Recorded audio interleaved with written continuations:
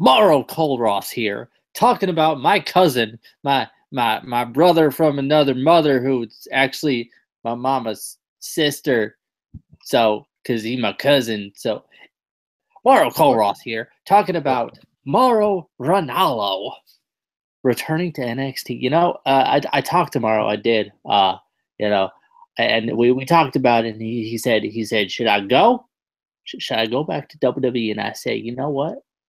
You know where you would be good? I said you would be good on that NXT. And he agreed, and then he went back there, and now he back there.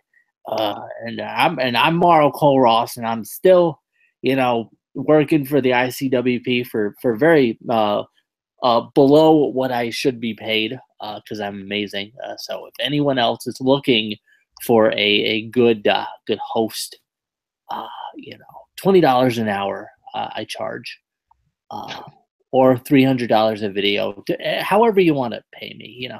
Anyway, DJ, thoughts on Mauro Ranallo returning to the N, the X, and the T. Mauro Ross, by the way. When was he on NXT? I mean, he wasn't, but he returned to WWE, which is. But it says returning to NXT. So is he debuting or is he returning? Because debuting and returning is two different words.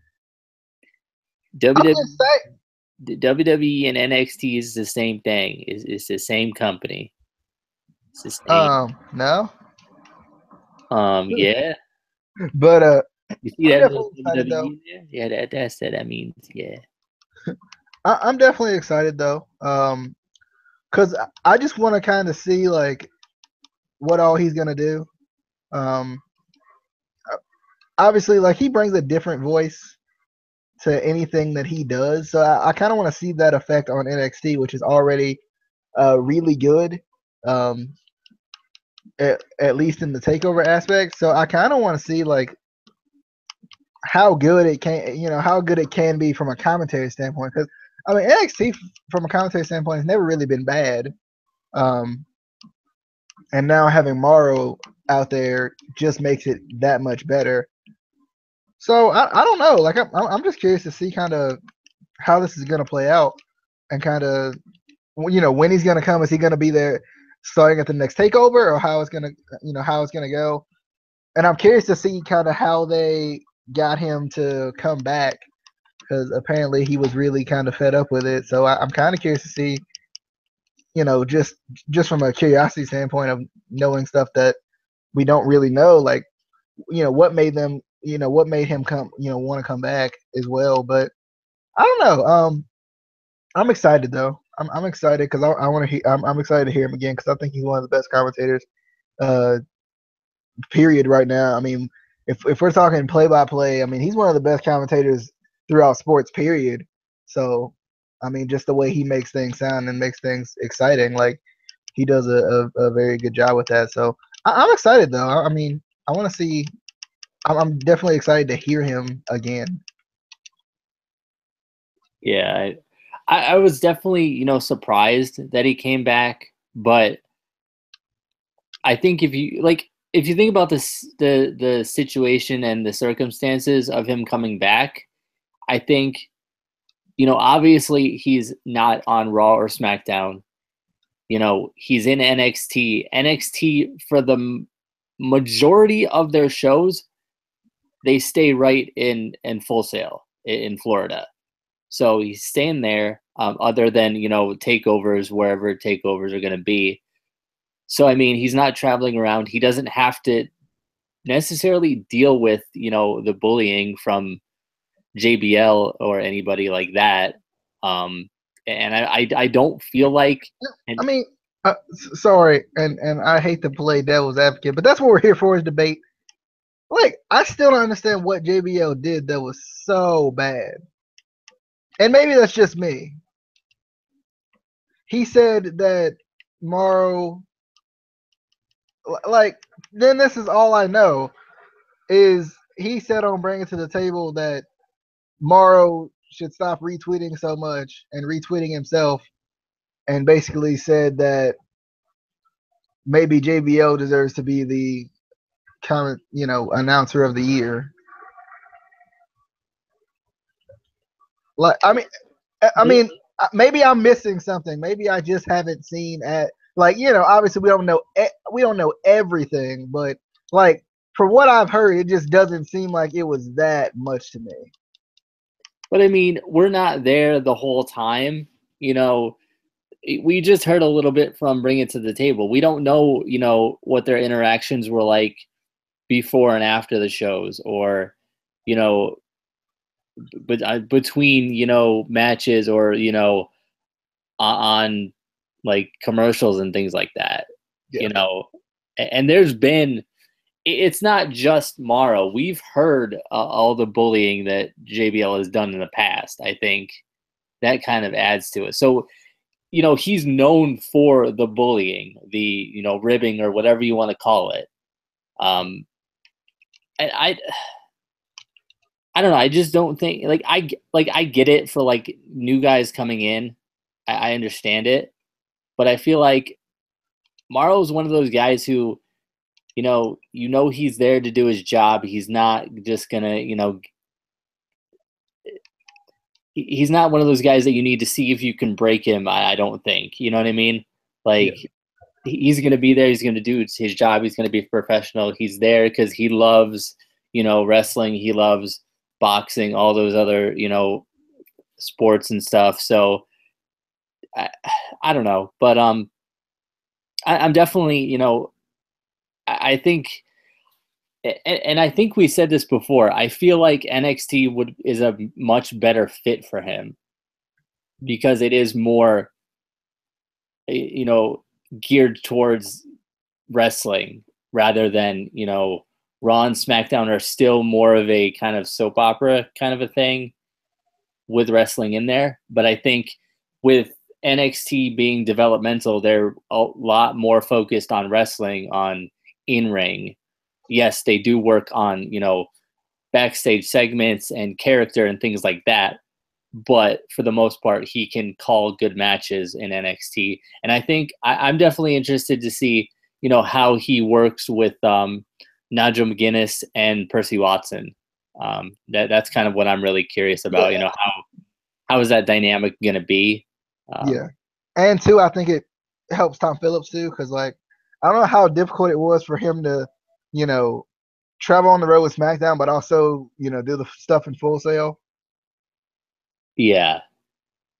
And I still don't understand why they always have to have 3-man booths all the time. Like, I don't get that.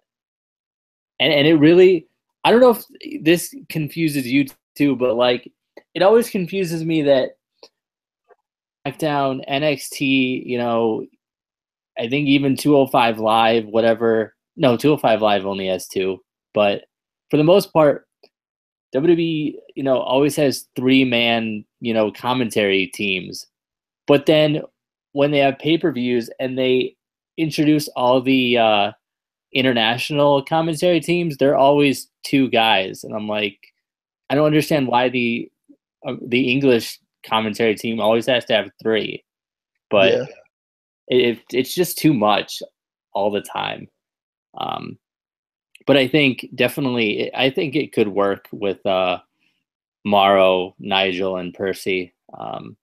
But any other thoughts before we go bye-bye and you watch a certain show that you were supposed to watch like a week ago and you didn't? I'm not going to name any names. I'm just saying. Yeah, I'm definitely excited to hear Mauro again because like I said, I like him on SmackDown. Even when SmackDown was like just like bland Raw 2.0, like he still made you want to watch it because Mauro makes stuff exciting. So I'm excited, and I definitely want to hear the 3-man booth they're gonna have with NXT. And I don't know. I guess you never really know. I'm also surprised that who is it? Vic? What's his last name? I can't remember right offhand. The new guy for 205 Live. I'm surprised he didn't start on NXT. Yeah. That was kind of surprising. He just kind of got thrown on 205 Live. Now, I mean, to be honest, it's eerily similar just because they're both only on the network. So it's not necessarily that big of a jump. It's not like he's on like TV the whole on live TV or whatever. I mean, technically he is, but like live, like on cable or whatever or satellite. But I don't know. I'm just excited to see kind of what this announced team's going to sound like, especially him and Nigel McGuinness as a pair at the least would sound really cool. I feel like. Yeah, and I feel like we don't get a teaming like that in commentary in WWE. A guy, Nigel McGuinness, who obviously has years of experience in ring, knows what he's talking about, and then Mauro, who knows all the moves, knows how to call a match.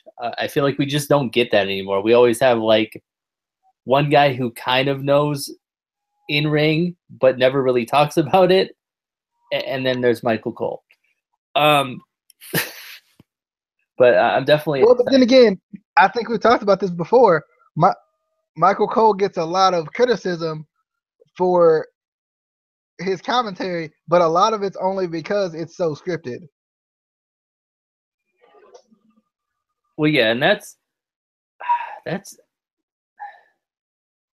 something that I feel like unfortunately, we're always going to have to deal with, like, and to an extent, you can't fully take it away, I don't think, in WWE, but I wish they would heavily reduce it to a point. Like, obviously, they have to shout out the network 37 times in an hour, but, like, you should have guys who are good enough that they can call a match without having a script, or at least get guys that are better at like reading the script so it doesn't sound like you're reading a script. I feel like that's one of the issues with the main roster is like when you listen to them, you can really tell that they're reading from a script.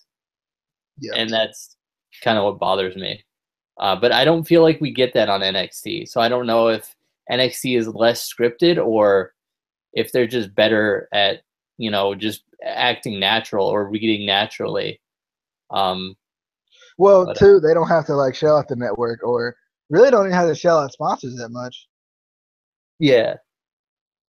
But yeah, Mauro Ranallo is coming back to WWE in NXT, so that's definitely a good thing, exciting. I think we were going to talk about some guys leaving TNA, but I mean, at the end of the day, it's just Hurricane. But still, I'm curious to see where he goes, what he's doing now. But we will be back probably tomorrow for something. I don't know. That Saturday, Friday night fight app on Saturday thing. Yeah. But until then, follow us on Twitter at ICW_podcast. Like, comment, and subscribe. Tell us what? Tell us your thoughts on Mauro coming back. And we will see you on the next video. That'll be on the Tammer. It's on the Tammer. So we'll see you on the Tammer. The good old Tammer there, yeah. The good old Tammer there, yeah.